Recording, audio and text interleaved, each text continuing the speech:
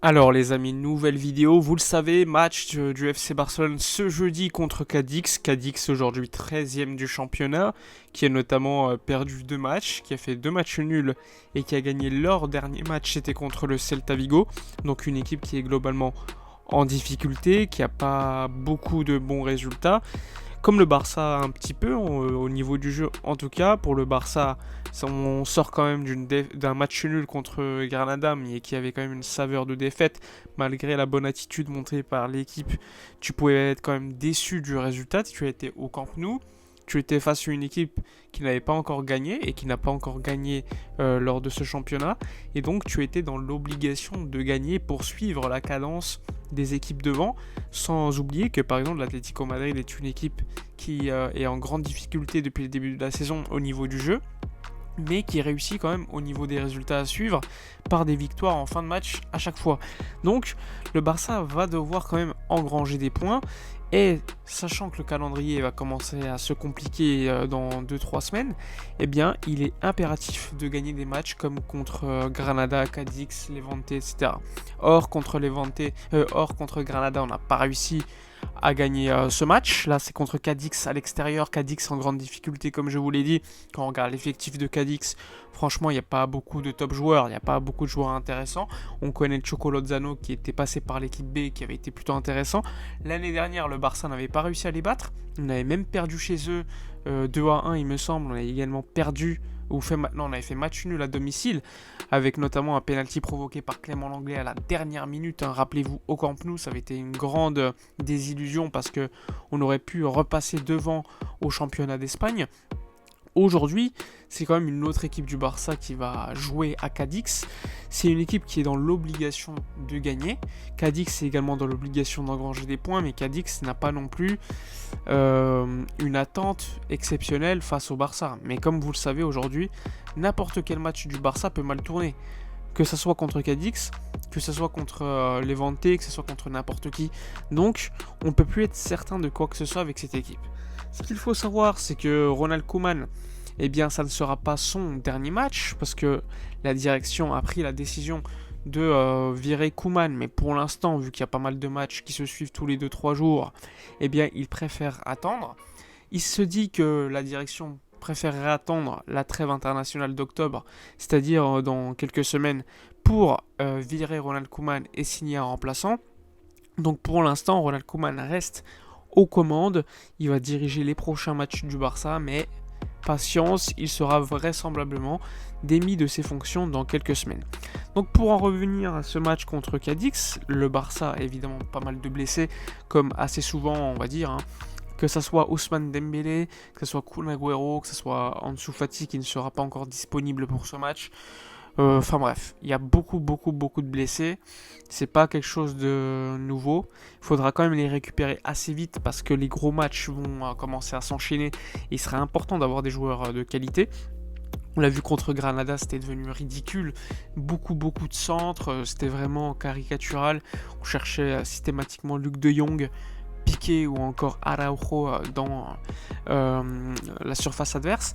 Aujourd'hui, il faut passer par du jeu pour gagner les matchs. Il faut arrêter systématiquement de faire des centres. 54 centres, c'est quelque chose de très inhabituel pour le Barça. Ce qu'il faut savoir, c'est que la moyenne habituelle était aux environs de 10-15. Là, tu es à 54. C'est vraiment quelque chose d'exceptionnel au sens littéral. Alors, le 11 attendu pour ce match, il n'est pas vraiment surprenant, il ressemble un petit peu à celui contre Granada, avec notamment au but Ter Stegen. À gauche, ça sera à mon avis Serginho Dest, puisque Baldé va louper le match. À droite, ça sera Oscar Mingueza, comme lors du match contre Granada. Ensuite, la défense, on peut s'attendre à Araujo avec Piqué, à mon avis. Je pense pas que Eric Garcia, même s'il n'a pas été dégueu, je pense que le coach va remettre Piqué en défense centrale, avec Araujo qui montre quand même que c'est le leader pour moi de la défense aujourd'hui. Ensuite, au milieu de terrain, ce sera vraisemblablement Busquets, Frenkie de Jong.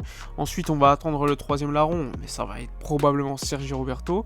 Et ensuite, devant, je pense que ce sera Memphis, Luc de Jong et Felipe Coutinho. En tout cas, je pense que ce sera ça qui sera mis en place.